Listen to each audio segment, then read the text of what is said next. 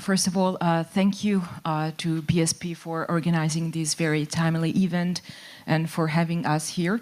I think it's very important that we talk about hydrogen right now, not only because it's a method for decarbonization, as Katarzyna was saying before, but also because it is crucial and urgent now that we ease dependencies on fossil fuels and also on other energy imports. And we have seen some clear signals coming from the European Union. We have seen the hydrogen strategy, the hydrogen bank that we actually started to discuss last year in this very room, and it was just starting. And today we have more transparency, we have more data, we have more awareness of what it is and where is it going.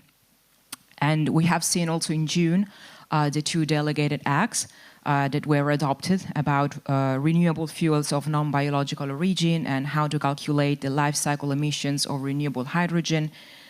So before we start, I would like to remind what the ultimate goal is, which is to have 10 million tons of renewable hydrogen by 2030, plus 10 million tons of imported renewable hydrogen. But how do we get there? We have a lot of questions to answer today. Some of them were mentioned also in the introductory remarks. But it's not just legal and financial challenges or regulatory challenges. It's also about the infrastructure, the lack of a market, that it doesn't really exist right now, the research and development, how to integrate hydrogen into the grid when we have especially a lack of renewable energy. So I would like to give the floor now to all the panelists so that you can introduce yourself very briefly, and then we can start with the discussion, trying hopefully to answer all of these questions. Rihanna, we can start with you. Yeah, super nice to be here. Thanks for the invitation. I'm Rihanna.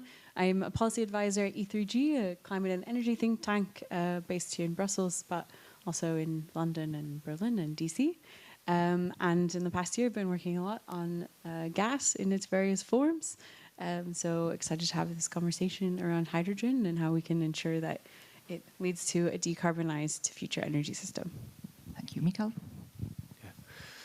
Good afternoon, ladies and gentlemen. My name is Michael Grzybowski, and I'm a project manager in Orlen in Hydrogen Technology Department. It's a pleasure to be here and discuss such an important topic for all of us, because hydrogen transformation is, I think, one of the biggest challenge for all of the region. And I, as I mentioned a few seconds ago, will represent Orlen and the voice of the region and try to explain some local characteristics and our point of view on the regulatory side and impact on business. Thank you. Thank you, Ruud. Hello everyone. My name is Ruud Kempenaar. I work in the cabinet of Commissioner for Energy, Kadri Simpson.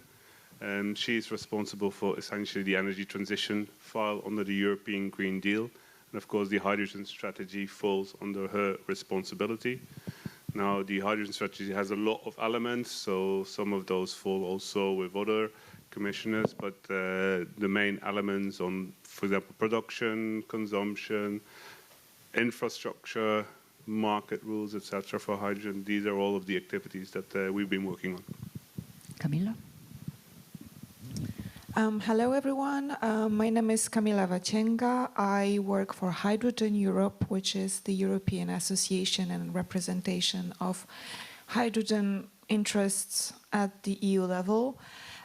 So I am responsible for the infrastructure and energy segment, and I joined the organization back in June this year, so I'm pretty new to this sector and I'm still learning as we go. And before that I worked for Veolia as energy and climate director, and I also studied the issue of decarbonization of former mining regions before starting my professional path. So today obviously I will be presenting our organization point of view regarding what needs to be done in order to foster the market and in order to make sure that we have the necessary backbone for hydrogen, both renewable as well as low carbon, to become a valuable and deserving energy sector as it needs to be. Thank you. Thank you. I think when it comes to hydrogen, we're all learning, like every day, something new with everything that is coming up from the industry, from the Commission. So I would like to start with Ruud, because we know what is coming from the Commission. We're all following the developments, but why are we working in this direction? Why is the Commission working in this direction? I think one of the key elements that we have in mind is that, indeed, in order to get to our climate neutrality in 2050, we have to already start today. Investment decisions taking place these years will impact what our energy system will look like in 2050. So that's why it's so important to start today. Now, hydrogen, as everyone knows, is one of those key enablers as part of this full energy transition. And so our role really is to kind of give regulatory certainty about the role that hydrogen can play and how then businesses, how industry, how transport operators, etc., can kind of play their roles within this market. So, of course, from my perspective, one of the key aspects that we need to do, and that we can't do by ourselves, but it's really kind of a call also to the member states in the European Parliament, is to get all of those legislative pieces of information, regulation finished by the end of the year. I think that's one of the key elements for us to deliver, because that will give us a full picture of where we're heading. And then secondly, of course, once you have that regulation in place, we all know that this is an emerging market. So the second question is, how can we use then public support, not only in terms of financing, but also in terms of coordination, in terms of information, in terms of bringing people together to really help and enable this market to emerge. This clarity that you're mentioning, this regulatory certainty, we had a nice talk also last year. Do you think that in this year there were like a lot of steps in this direction, or we're still like, where are we on track or not? I am actually quite proud of not the Commission, but really what we've done here in Europe. I think sometimes we forget we have 27 member states with very different energy mixes, with very different regional or local conditions in terms of energy sources, in terms of the industries which are located there. And being able to kind of come together and build something which is, I don't think we have a rigid regulatory framework, but we have a framework that gives direction. And to be able to come together and have this direction already on the production side, already on the consumption side with the targets, on the production side with the criteria. I see the gas and hydrogen decarbonization package already moving very kind of, I would say, in a kind of in a good direction where people are coming together. So even on the transport side and the market side, I really see converging views. So being able to do that, I think we made really big strides this year. And as Ruud mentioned, this is an emerging market, or actually, if we look at Central and Eastern Europe, it doesn't even exist in a certain way. We can say there are a lot of pilot projects, a lot of ideas, but nothing large scale, for example. And one of the things that is usually underlined as a big challenge is the infrastructure. And I would like to turn to Camila here. And what is the role of the infrastructure, and how can it be developed a little bit more to create this new market?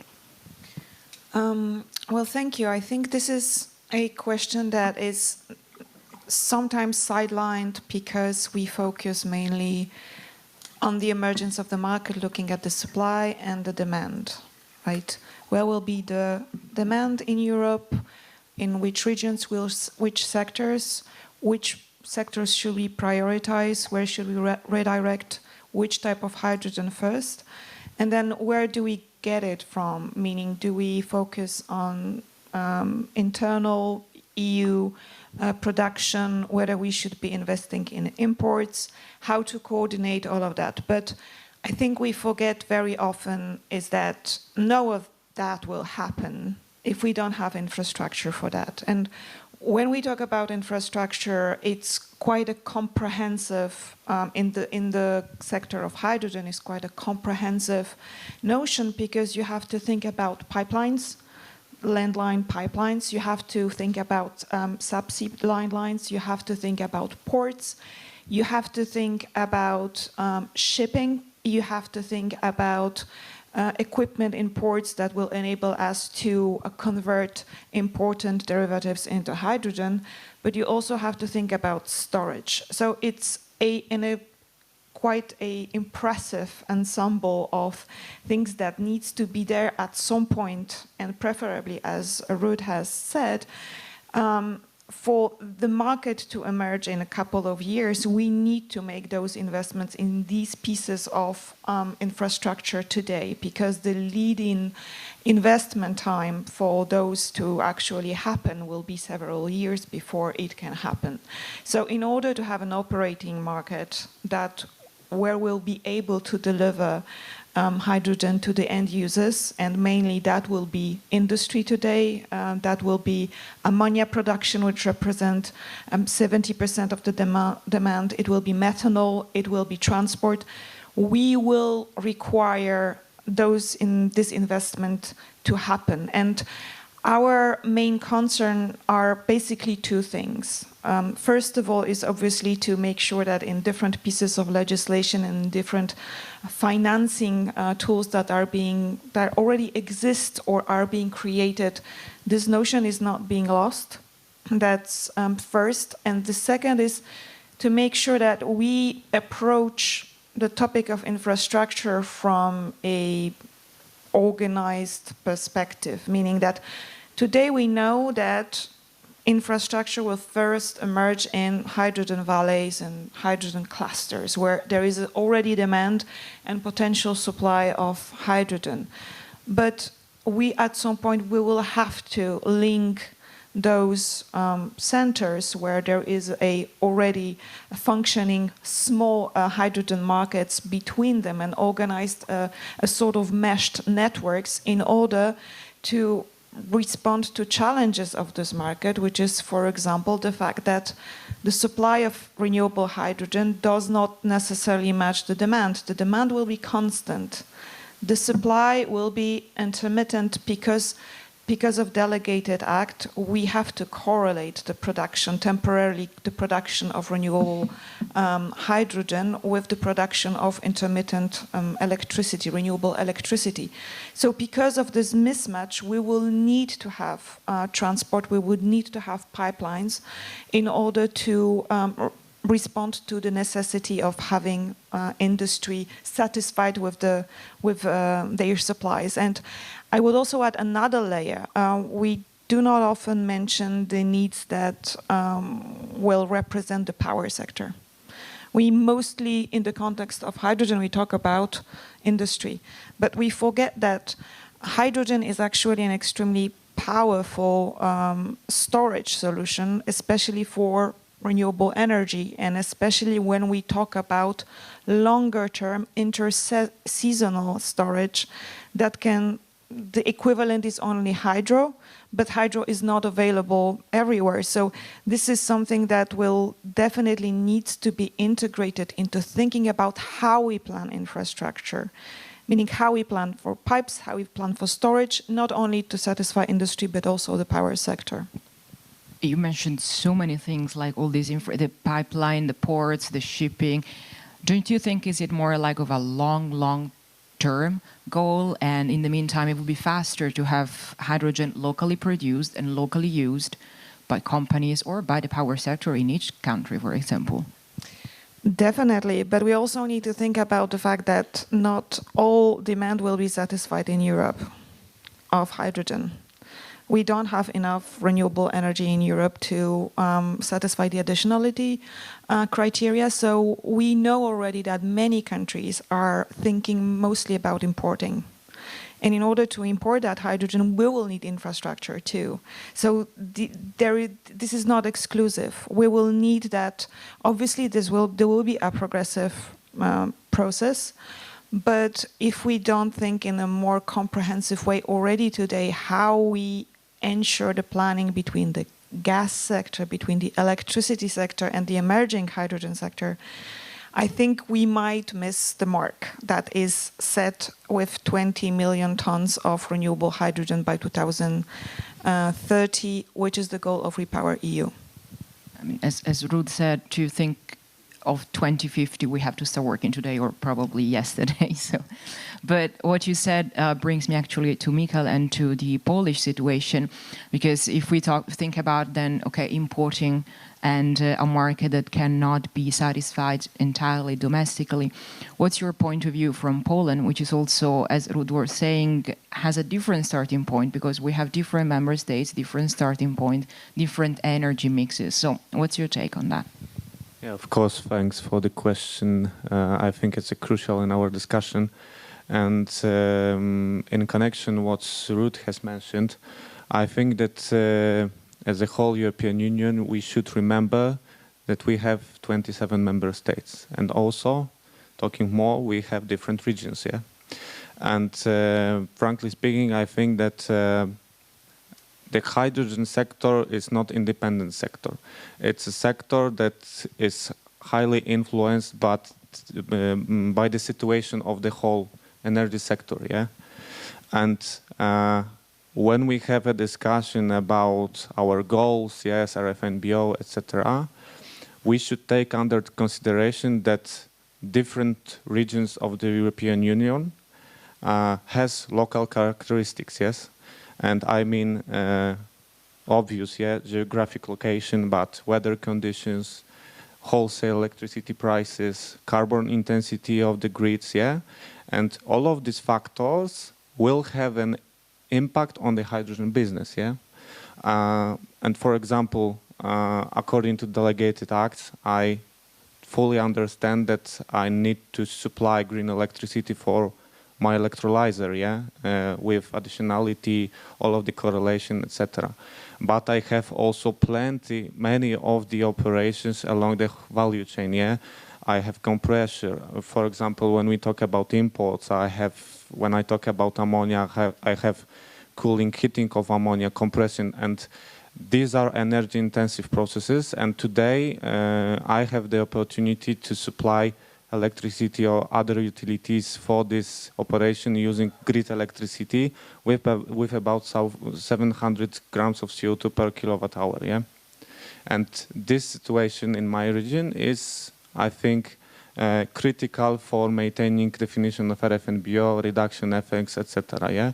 So I think that when we are under legislative process of different regulations, we should take a perspective of different regions and not to put all of the countries in one basket, yeah, because of the local characteristics, yes. And trying to answer the second part of the first part of your question about infrastructure-related challenges, yeah. We see, as Ms. Kamila mentioned, that because of these factors, yes, because of the carbon intensity, because of the availability of renewables, because of the weather conditions, probably will have some challenges to meet the future demand for RFNBOs using only domestic supply, yeah?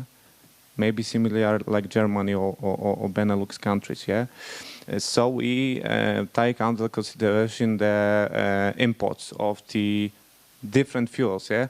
And to my mind, it's also very important to give on a table different technologies, yeah? I have today, of course, ammonia, maybe on the first place, but I have in the discussion methanol, LOHC, liquid hydrogen. For example, we have some commercial examples in between Japan and Australia, yeah, of liquid hydrogen. So hopefully under new gas package or other regulation will give the choice for the business because of the technology will depend on different routes, particle delivery. Yeah, of course, we see that maybe ammonia will be the best energy carrier, and of course, because of the imports, we will need multi-capex investments in terminals, storage, pipelines, different logistics routes. Yes, tube trailers, maybe railway, maybe inland waterborne transport, and to maintain competitiveness and give end users the RFNBO, so hydrogen and derivatives, in good price, I will need also support for these investments, yeah, for this infrastructure, terminal, pipeline, storage. Yeah. What about OPEX then? If we have to maintain competitiveness, it's not just investing in CapEx. Yes, of course, OPEX, all of the expenditures when we talk about this business, yes. And of course, I think creating wholesale hydrogen market, it's a long-term perspective. But when we talk about imports and fulfilling RFNBO targets, we have 6.5 years. Yeah. So to build this type of infrastructure, it's a huge challenge. We should remember about it when we talk about the whole hydrogen economy and challenges around it. Yeah. Before we go to Rihanna, I would like also to ask Ruud if you could reflect on what we just said about the infrastructure and also this disparity, because every country is saying we are starting from a different point, but I also see the Commission always saying that they are taking into consideration that it's in every speech, it's in every communication from the Commission. So where is the common ground here? I think one of the, well, like we said, we both agree that, that every member state is different. But I think what's really important, and also the regulatory framework that we're developing right now at the moment, is that we're really pushing for this cross-border collaboration within the EU. And I think even without this cross-border collaboration as a key element of a hydrogen market, and we've been in a lot of discussions about, like, you know, is EU competitive vis-a-vis what is happening in the rest of the world? But for me, that is one of the key elements that we can provide in the EU as a whole. On the one hand side, that the regulatory frameworks comes from a perspective that we need to take these different elements into account. On the other hand, that cross-border collaboration is absolutely key in making this a success. Having the ability to actually tap into those areas which have a lot of renewable resources and bringing them down to those regions or those consumers that need them, and that's indeed what we need infrastructure for. I wanted to not hijack this discussion, but I wanted to raise one point which I think is very important in this whole idea. I just heard you mention, Camilla, that the hydrogen delegated acts create variability in the production. But I would kind of take this even a step further. I think if we're looking at the energy system as a whole, irrespectively of what is going to happen, we have to expect that there's going to be a lot of variability in the production of energy within the EU. But not only in the EU, everywhere in the world, there will be coming variability, except if you have 80% hydropower or something like that. So variability of production of energy will be a key issue. And I think what's really important for the European industry already, that we, I think, are working on this. How can we create an industrial competitive ecosystem that is building on this variable energy sources? Because the variability also means it's cheap. So, you know, if we have a lot of sun, we have a lot of cheap energy. So how do we then use that cheap energy, either by storing it or by using it directly to make our industry competitive? I think that's one of the key challenges that we, as a whole, need to address. You wanted to say something in a response? Maybe. Because okay. One point, yeah. To fully understand the region or Poland, so we don't want to complain about the regulation that we are on the worst position, etc. But show that we should take under consideration these different characteristics, yes, and give a situation that we avoid some fragmentation of the market, or give a level playing field for all customers, yeah, or all players on the market, because as Orlen, we want to develop hydrogen, RFNBO, other types of hydrogen, so we see this trajectory for climate neutrality, of course, yeah. Thank you, Rihanna. Let's go to you and see what do you think. I mean, what's your point of view? We mentioned a little bit regulatory and financial challenges. So, what is still needed for these two aspects, generally speaking? Sure. Yeah. So, I mean, lots to respond to already, and I think it's also good to start and say that we agree that the hydrogen strategy and the framework that the EU is setting out is already really. It's setting a plan, it's setting a direction, and that's super important. But we do think that there are a couple elements where there could be more clarity, and those are around prioritization and planning. And so I guess, and maybe also to respond to one point that you made at the beginning, clarity also in the sense of the demand that we expect to have for hydrogen by 2030. And I'm sure many of you are familiar, there's various studies and estimates and different numbers from different groups on how much demand we'll actually need in 2030, and it probably won't be the 20 million tons in REPowerEU.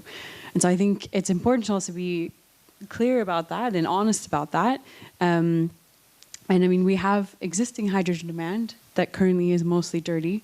So starting with that and decarbonizing that, I think, is like a pretty clear starting point that maybe we haven't prioritized as much as we could have. And I think this goes again to the prioritization around hydrogen. The point of hydrogen is to help us decarbonize, right? To get to climate neutrality by 2050, which is right around the corner, right? And it's going to be difficult to get there. And hydrogen right now, and probably for at least the foreseeable future, will be an expensive and scarce resource. So we need to be quite clear about which sectors really need it to decarbonize, because other alternatives either don't exist or are even more complicated. And so that's where I think prioritizing industry is so important. Like which ones? For example, steel, energy-intensive industries. These are ones where it's quite difficult for them to electrify. There's other sectors of industry where electrification actually is a really great option, and we need to support that investment, support that shift, and save the hydrogen for the ones that kind of need it most, right?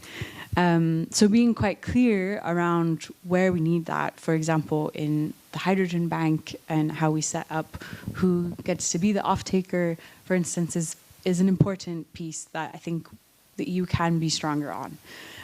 The second piece is then connected to that, and that's the planning aspect. And here I totally agree with you, Camilla, that hydrogen is going to be such a complex space, basically, because it cuts across so many different sectors, electricity generation, and you have power and storage, and you have industry, then you have mobility. So there's so many pieces. And so that's why we kind of need to also think across all of those and plan very holistically in a way that we haven't maybe up until this point in our energy system planning. And a nice example of that actually is the UK, and they are kind of launching this new future energy systems operator, which is a kind of agency that's separate from the asset owners and a public agency, so fully independent. And the aim there is to then be able to plan across electricity, across gas, in the future also hydrogen, as well as CO2, and make decisions and think kind of what is the energy system that we're moving to. What does that look like with demand management and flexibility? What does it look like with increased digitalization and kind of all the different challenges that are coming towards us as we move towards a decarbonized energy system? So the planning there and making sure that we have the pieces in place, like for instance, an independent NOH is, I think, a really critical piece where there's still work to be done. there is not enough planning, but from who? I mean, who is the player that should do more work? Yeah, so I mean, we foresee, for instance, at the EU level, that EU has a really important role to play, particularly because the member state coordination, cross-border coordination is so important, as you said. So when we think about like now in the gas package, we strongly support an independent network operators for hydrogen body. But we could actually also consider going a step further, like this UK example, where there's an EU body independent of ENTSO-E, ENTSO-G, NOH, that can kind of inform and make decisions and to kind of think ahead across all of those different sources of those energy vectors, and kind of think towards the future energy system that we want, rather than starting from kind of the legacy system and what we're used to, and really make kind of innovative decisions and use this as an opportunity to find the opportunities out of this shift, like, for instance, more competitive industry through decarbonization. And if we have to narrow down these regulatory and financial challenges to the infrastructure, Camila, what would you say are? I would say that there are many pieces in the puzzle. So in terms of regulation and financing, we have, I would say, two subcategories of challenges for the regulation. The first one is implementing what is already decided. We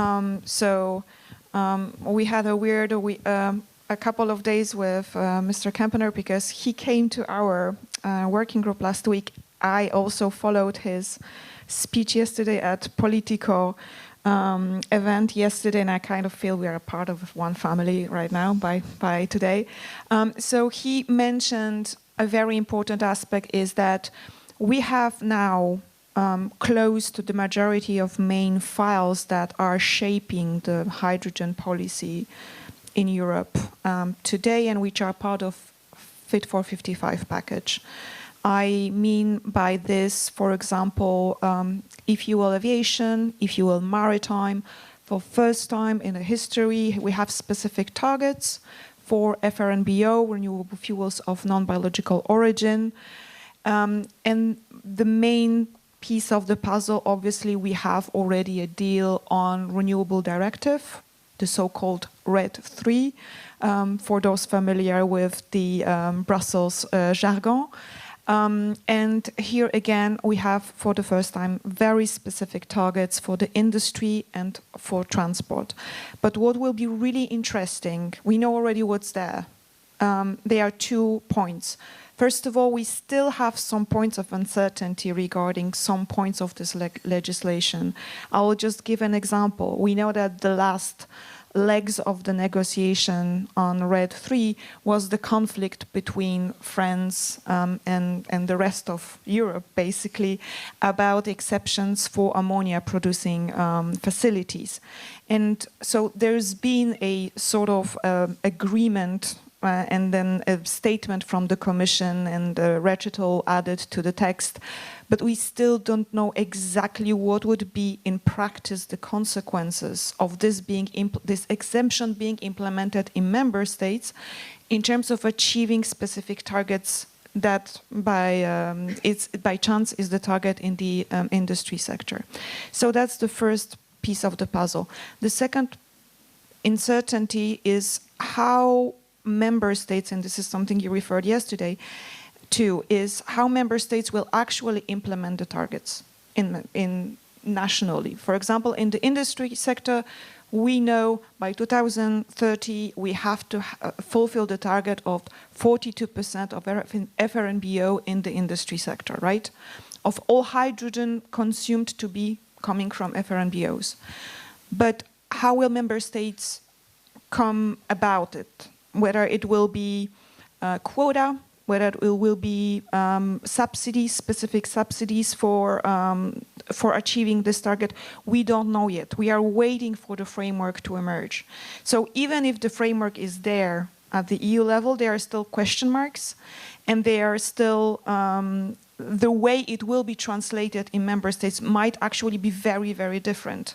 So it will complicate a little bit of tasks in order to have more legal certainty as of today. So that's the first point. The second point, we still have some files being open, right, that are part of the Fit for 55.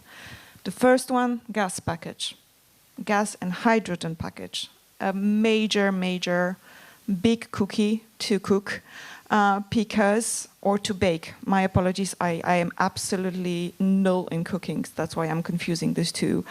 I should not come out like this, but it happened.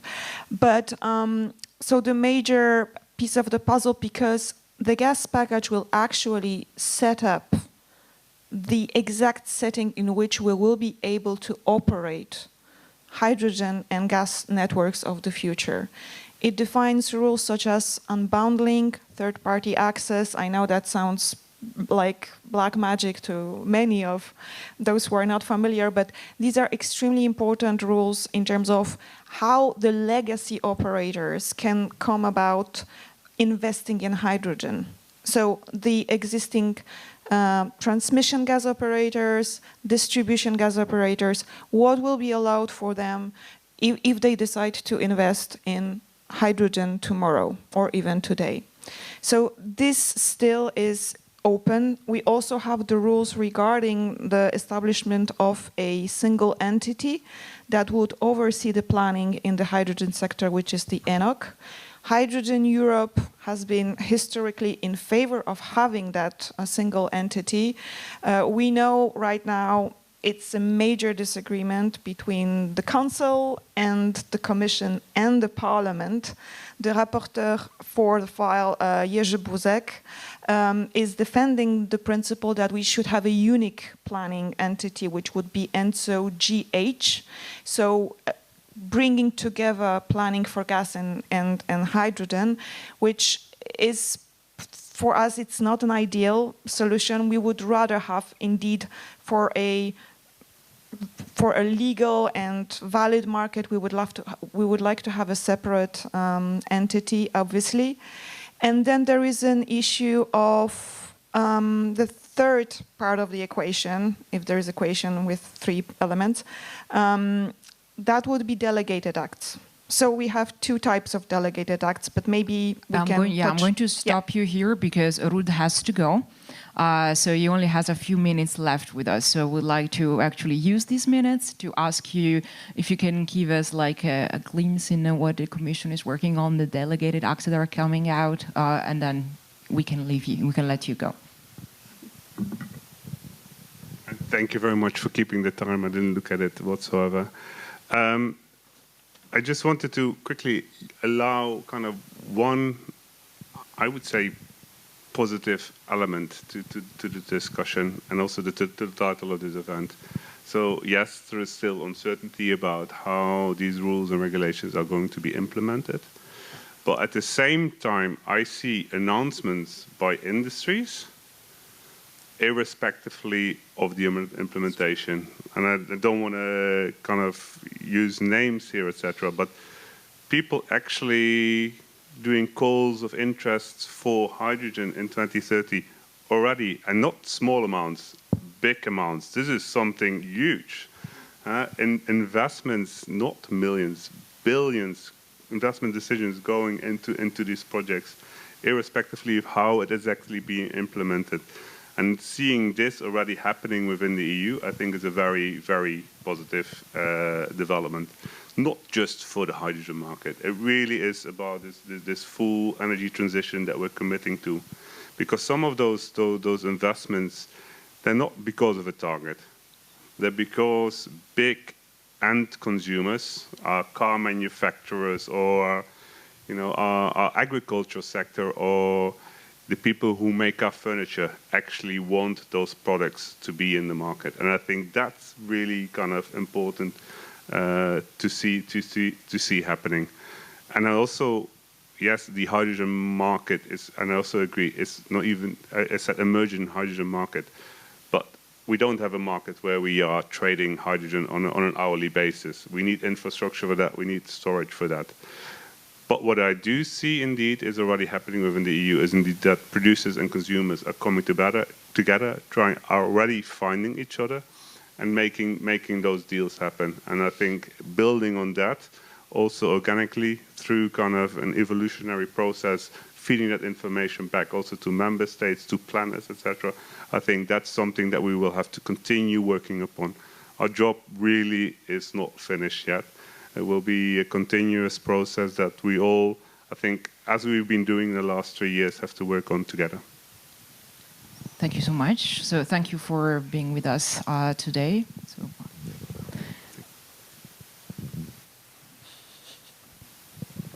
Okay, now we can keep with the discussion. And so, Mikael, let's go to you, and let's go back again to the industry perspective, to the because we mentioned, for example, the hydrogen bank, and unfortunately we didn't have the time to go more into details because I remember last year we were not even allowed to talk about it because it was so at the beginning, the first stage, that there was nothing to talk about. So from your point of view, for example, is it like a viable tool from an industry perspective? And also because we talked about market fragmentation before, can we keep competitiveness of Europe in this sense? Yeah, thanks for the question also. When we talk about hydrogen market development, of course, financing is, I think, the most important part of the discussion. And we as Orlen or as a region highly appreciate the idea of the EU Hydrogen Bank, and that we have the decision about the first pilot auction. So the thumbs up in the great direction, but we have some points to come up to discussion and considerate.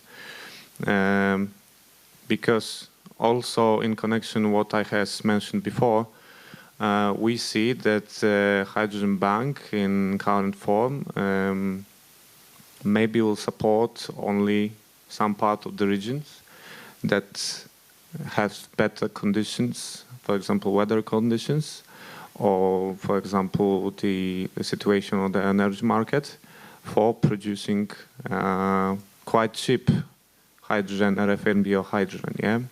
So this is the same situation.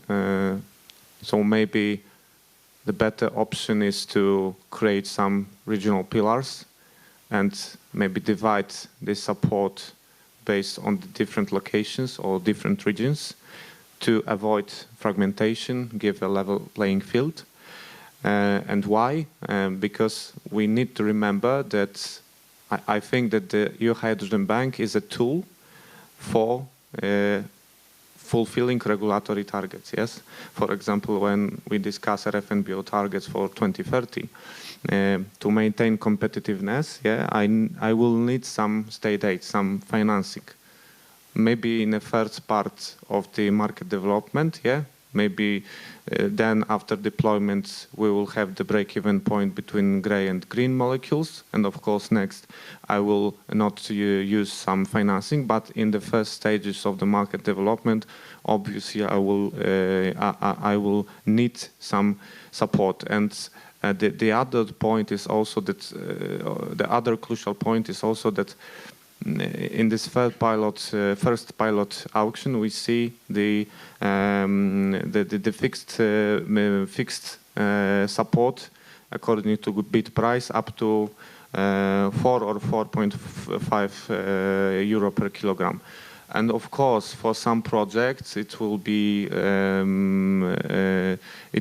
the great support. But for some projects in some regions of the European Union, this support will be not optimal for maintaining competitiveness. And for example, when I have a discussion with some fertilizers companies in my capital group or maybe outside, I have discussion mainly about 2 points. One point is the current cost of producing gray ammonia. Yes, so today gray ammonia is producing from steam methane reforming. We have gray hydrogen, nitrogen, and finally we have gray ammonia. Yeah, and today this price is let's suppose 400 euros per ton, 500 euros per ton, yeah? And then I have a discussion about green molecules, yeah? So RF and bioammonia, yeah? And I have the costs about 2, 3, 4 times more, depends on the project. And when I have discussion with my colleague from the fertilizer asset or installation, I have the situation that I can supply him the basic feedstocks with 2 or 3 times more cost. Yeah. So this is the situation that we will not be able to maintain this competitiveness. So in best or ideal situation, this support system should give me a chance to cover this financial gap, yeah, between green and gray molecules. And this will give me a situation that I will be able to fulfill regulatory targets from RED III, hopefully in the last parts of legislative process, and also maintain competitiveness, yeah. So maybe some kind of CFD, yeah, but I don't know how to call it, but maybe it's kind of CFD, yeah. So to summarize, yeah, Hydrogen Bank, very good way of thinking, support this business, but we will need some additional maybe way of thinking about this support in the next auctions, maybe a little bit different approach, yeah. So this is our point of view. And we mentioned also other challenges during the discussion, so I would like to go into 2 more topics, which is, first of all, the integration into the electricity grid, and then second, all storage that you mentioned before. So starting with the integration in electricity grid, Rihanna, we don't talk often about this. Is another like underline, say, aspect of hydrogen. So what are the challenges that we have right now for the integration? Sure. Yeah, I mean, I think it kind of goes back to what you were saying at the beginning, that there's just so many things to consider with hydrogen. And that then goes back to my planning point. But when you think about hydrogen and how it connects to the electricity network, you obviously have first the electricity that you need to produce green hydrogen, which is obviously the goal if we want decarbonization. So then you have to think about, do we have the renewables on the grid to be able to produce that green hydrogen, which means you need that additionality aspect. And then you also need to think about, where are you producing the hydrogen, and is it close enough to the off-takers, or how will you get it from where it's being produced to the off-taker? So that there's kind of that co-location, or figuring out the infrastructure that you need to kind of get your hydrogen from where it's produced to where you need it. So that's one kind of side of the integration aspect to electricity. And then the other side, of course, is if you're using hydrogen for power generation, which links to the storage piece. And again, then how do you manage that? Do we have the storage capacities? We need to, I think, still invest quite a bit in that, and in getting that to be at the level that we'll need it. It also means thinking about the bigger grid challenges, right? So again, going beyond just hydrogen, but also, what is the grid going to look like? What will the energy system look like in a mostly decarbonized energy system? So the demand side management, the energy efficiency, the flexibility, the managing of variability. So that's kind of the tricky piece, right? Is that hydrogen has a role to play, but you can't think about just hydrogen and the electricity grid. You have to think about the whole decarbonization of the power system, and how will hydrogen kind of fit into that, right? So it comes back to, I think, why this planning piece is so important, and why you can't just look at hydrogen alone, or even look at hydrogen just in the sense of pipelines or as a gas, but rather, how does your whole energy system look? I mean, as a lot of people are saying, that hydrogen is not the solution, is one tool to achieve the decarbonization. So what you're saying is entirely true, and it links perfectly with the storage question for Camilla, because you mentioned the importance of storage, which is also another thing we don't talk about too often. And especially, I really like what you mentioned before about the power sector. So if you could expand a little bit on that. Yes, I absolutely agree. I mean, it's as surprising as it sounds, we do agree, because we think that we need to have a ensemble of solutions for decarbonization. We cannot just bet on one type of technology, on one type of vectors. This is not viable.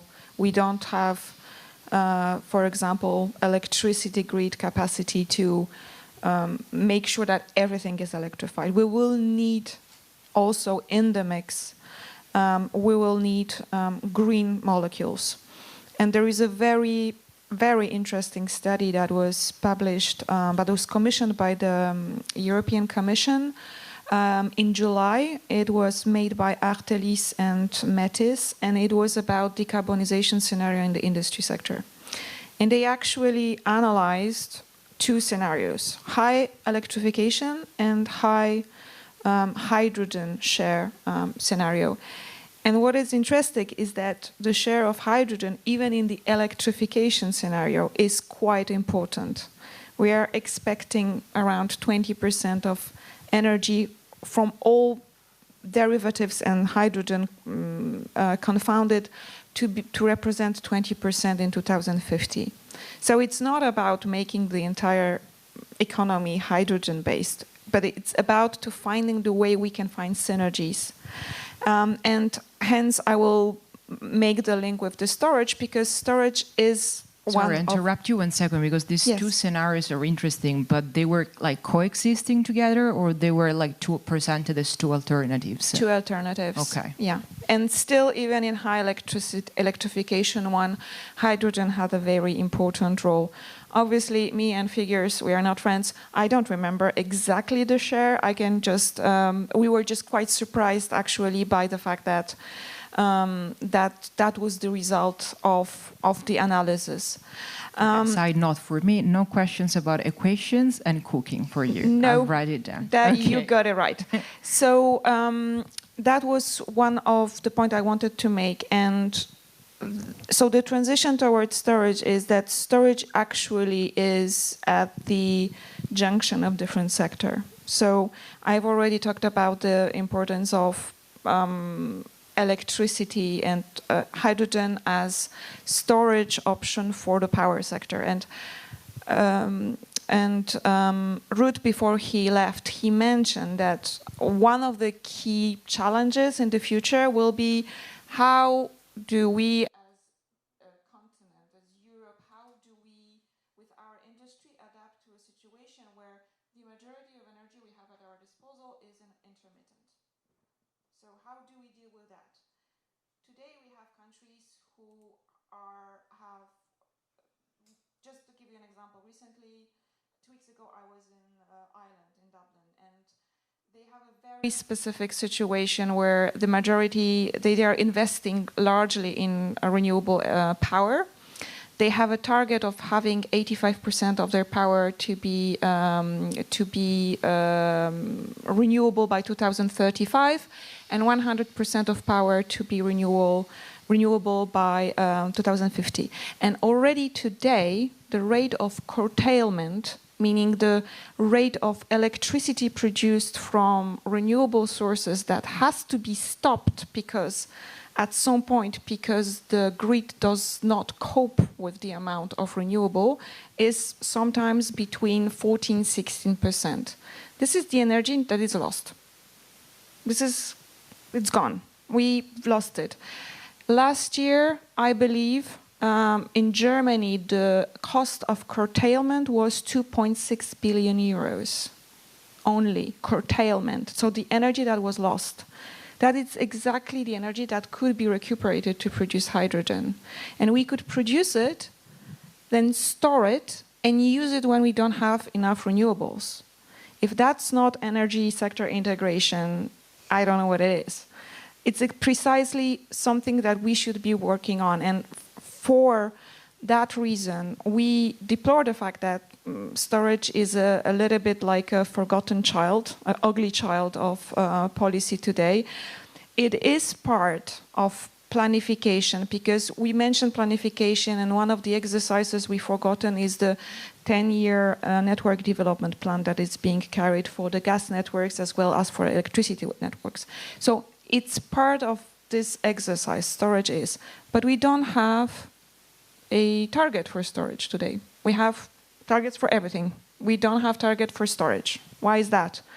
Why do we don't have exact idea of the storage we will need, both for the industry as well as the power sector? We don't have that.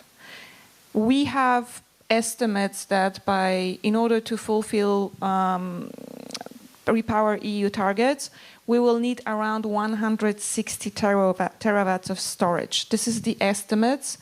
And Gas Infrastructure Europe estimates that we'll need a ratio of storage to demand at 24%. These are rough numbers, but we need to go deeper. We need to have exact modeling of how much storage we will need, also in order to be able to plan, and also because we need to plan infrastructure. Why? Because there are some countries extremely rich in storage. There are some countries have zero storage. So how do we connect those spots when you have storage in one country and you would need hydrogen from that country to go to a different country? Without pipes, without tanks, without compressors. How do we do that? So it goes back to the point I made at the beginning of our exchange, is that infrastructure is a tough cookie, and it goes back to the need of having a very, very clear idea of where we want, where we want to go. So I think we are pretty much agreeing here. There is no a fight. Yeah, there is no arguing. I don't know, like. Okay, it's a smooth discussion for me as well. Yeah. I hope not boring. Smooth is not a bad thing, but no, it's not. Well, I mean, I will say the study because I'm familiar with it as well, and I think it's also a good example, though, of trying to understand better what is the demand that we need. Because if I recall, it had quite high projections for how much demand there would be from industry in hydrogen, and maybe there will be, but again, it's yet another figure on top of all the other studies that are out there for how much we'll need in 2030, 2040, 2050. So I think it's also kind of again, comes back to this, let's understand where do we want the demand to be. And I mean, maybe it's also just important for me to say that, and I hope it doesn't lead to an argument, but blending, for instance, we think is a really inefficient use of hydrogen. So again, if we're thinking about hydrogen storage and hydrogen for power generation, it's at like large scale utility size and not in boilers in homes. And I think the TYNDP with the 10-year network development plan, also a great example. And again, I agree that it's a planning example. I think so far the projects listed come to about half of the kilometers that would be expected in the hydrogen backbone. But it's not really clear if those kilometers are going to be in the places we will actually need them. So it's good that there are so many projects and there is, investment happening. But again, the question is, will it be in the places where we need it? Will the storage be where it makes the most sense and where it's the most cost effective? And one of the pieces that's also not really clear in those projects is what costs are being counted in, for example, the CapEx or their CapEx, OpEx calculations. And for example, if compression costs count in one or the other and if they're included or not. So I think there are still kind of open questions, and that maybe goes back to what Ruud was saying, that we're in the right direction, but there is still work to be done to kind of clarify that and really make it an easy to understand framework that gives confidence for investors as well. Well, you said something that actually leads to a question for Mikael, because is hydrogen blending useless in your view? Currently, we focus mainly on decarbonization of our assets as a first point. So our fertilizers, refineries. Second stage of the market development, maybe as a trading hub for the whole Central Eastern Europe. And blending of hydrogen, maybe in pipelines. I don't know exactly. Yeah, maybe it will be useful in some situations, sometimes no. Of course, I think we will need some investments in Poland to develop the new infrastructure, especially pipelines. Today, our operator is developing dedicated hydrogen pipelines. We have also in our capital group projects about storage. And maybe to also add something to this discussion about infrastructure, I think it's quite obvious, but worth to underline that infrastructure is a key for, I think, create wholesale market, similar maybe to natural gas, generate transparency and clear price paths. Yeah, because today hydrogen markets mainly depend on the B2B relations, yeah, and the price is set differently based on the agreement, yeah. So this is the infrastructure will be needed for meeting supply and demand and creating some bigger scale and similar market that we have today in electricity or natural gas here. We are coming to the end of our discussion, so let's talk a little bit about the future. I mean, I already anticipated the question with Ruud because he left, but I would like also to hear your points of view because you started to mention the delegated act that is coming, and I would like you to finish your thoughts of before what should be included, and especially when it comes to low carbon hydrogen, biohydrogen, and it is also a question for you, Michael. You can start. Of course, also important issue. Today we understand, also looking at RED III directive, RED II delegated act, that RFNBO is our priority as a European Union and also as Orlen and Central Eastern Europe. We know that we have some challenges in front of us to certify this hydrogen, for example. But for the next future, and I think we should look for the short, mid-term, not long-term, we should take under consideration other types of hydrogen. Of course, again, RFNBO as a priority, but some complementary hydrogen types or additional hydrogen types to have wider portfolio of fuels on the market. Yeah, because today, for example, on the wholesale market for conventional hydrocarbon fuels, we have diesel, we have typical petrol, LPG, CNG, yeah, so we can deliver for our end customers different fuels, yeah, and to our mind, this situation should be also in the hydrogen market. And of course, I know that we must be on the CO2 reduction trajectory, yeah? So of course, I will need to have 70% of CO2 reduction for RFNBO and limit of 3.4 ton of CO2 per ton of hydrogen. Fully understand, but the same situation I can achieve with low carbon hydrogen. For example, if I will have a certification under new gas package, we have in the definition Article 2 the same quota, so 70% of the CO2 reductions. Maybe we will have the same number for limit of the CO2 emissions. So low carbon hydrogen, I think we can also create some synergies with other sectors. Yes, with CCS, we have CCS strategy undergoing now. We can use our steam methane reformers with CCS and have the same CO2 reduction effects like in RFNBO. Of course, maybe this method is not optimal for 2050, but currently we are in 2023, and for 2050 is some years, yeah. As Rihanna said, it's behind the corner. Behind the corner, I think of it's course, very yeah, close. but step by step, yeah. And I think the third type of hydrogen is RFNBO, low carbon, and third type maybe take under consideration. We have some ambitious targets for biomethane, yeah, REPowerEU, and maybe take under consideration biohydrogen, yeah, from waste, from biomass, of course, taking under consideration sustainability criteria from Article 29 RED 2.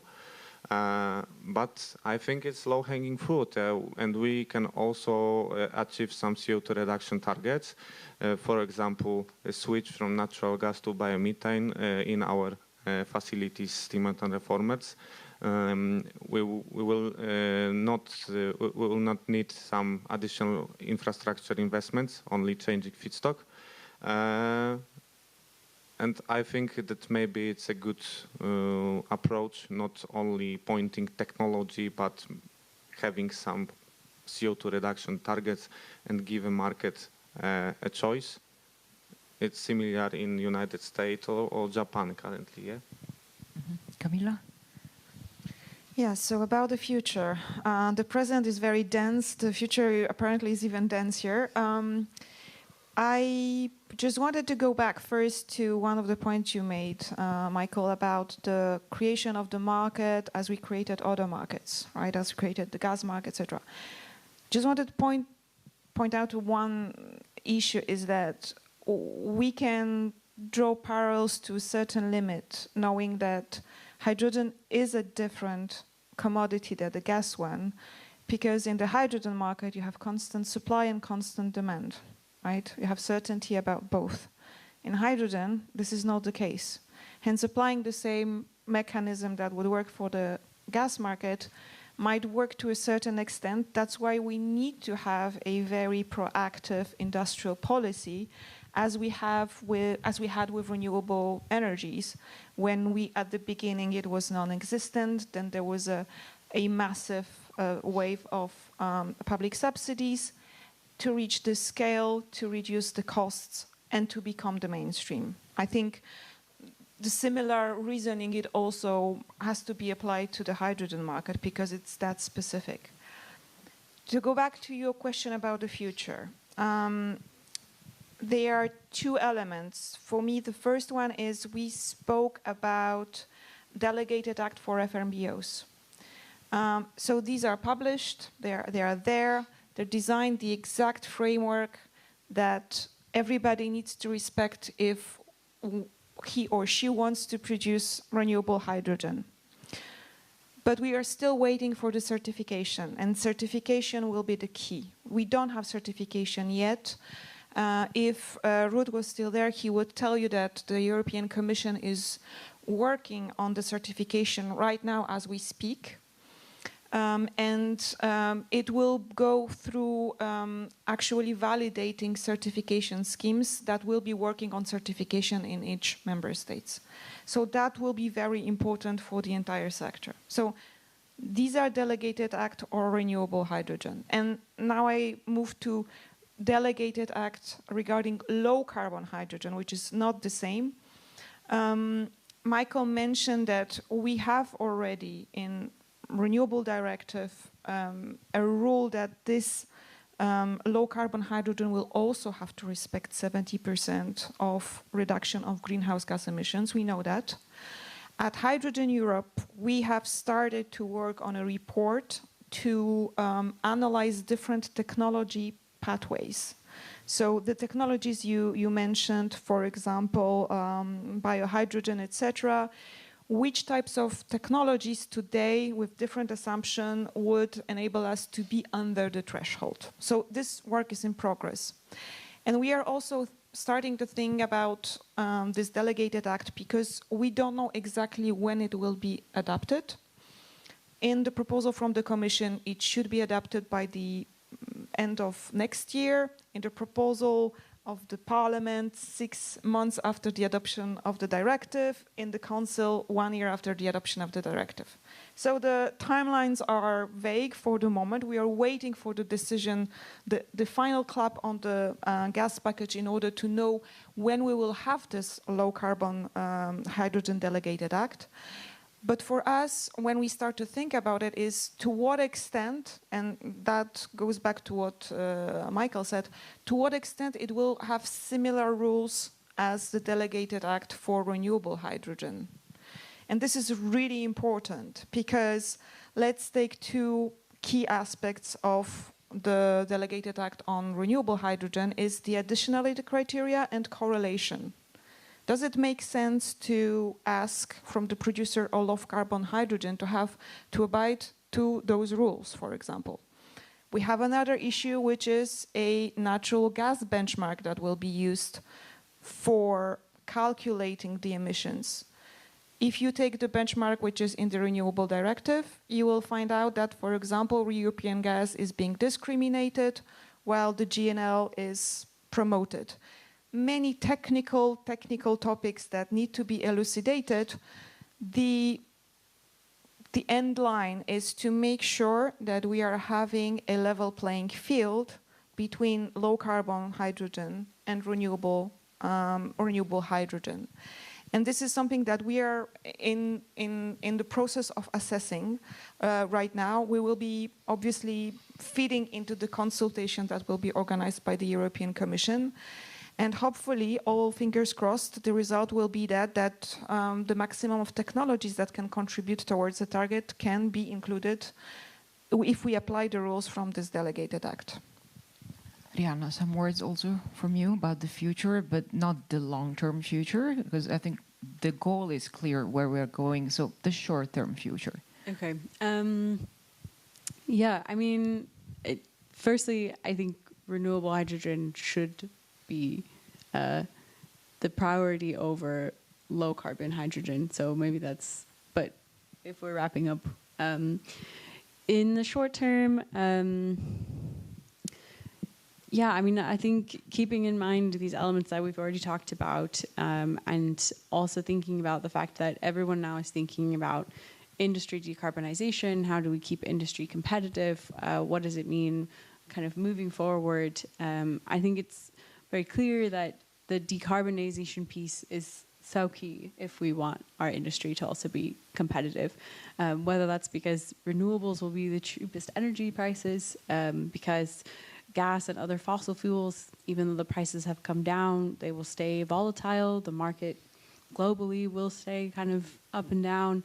And as we've learned in the last years, they're not a secure energy source. So I think those are kind of, if that's kind of the direction that we're going, and I think that is the direction that we're going, then just making sure that that's really embedded in the decisions that we make, whether it's in the delegated acts or in the planning that we do around new energy systems, the NOH piece, the planning on where we need hydrogen and how we use it, I think is really critical. So understanding our demand and where that will be, understanding how much we'll need and where the hydrogen will be used, and being quite clear on that, and really like making maybe some difficult decisions now so that we are then on track to 2050 and climate neutrality.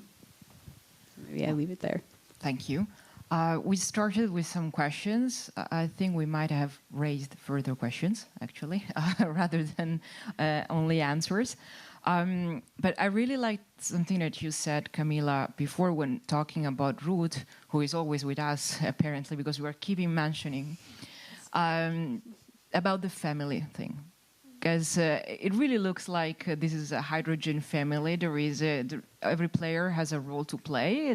We all have our duties and our jobs. So concluding, I would like to ask each of you one quick thing. Right, because we're raising maybe more answers, more questions than answers. Now looking at the audience, the people that are here and the people that are watching us online, what is something that as a family member of this hydrogen family, would you tell them that they can bring home today after this discussion? Very short. Should I start? Yes.